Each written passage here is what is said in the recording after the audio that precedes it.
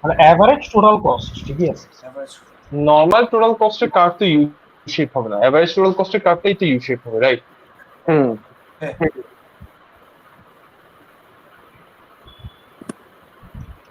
আচ্ছা আমি কি বাকি তাহলে বাকি থেকে শুধু economics of scope are learning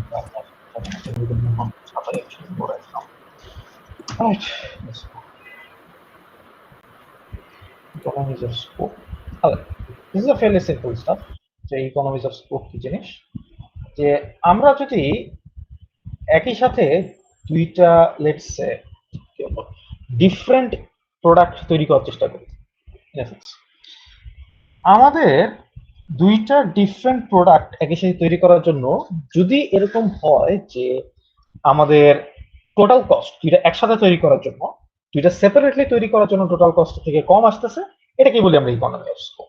সেটা হিসাব যে ইকোনমি অফ স্কোপ হচ্ছে যে যখন total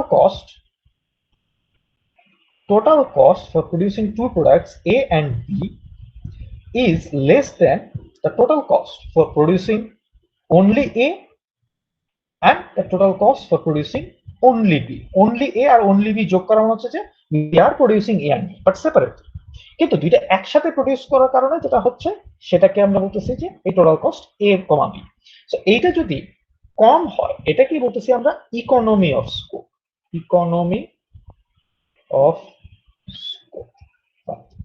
আর এটা যদি উল্টা হয়, এটা যদি গ্রেটার দ্যান হয় তাহলে এটাকে বলছি diseconomy of scope. Pretty much that's it. So economy of scope, diseconomy of scope is fairly easy to describe like this in a function or just the definition.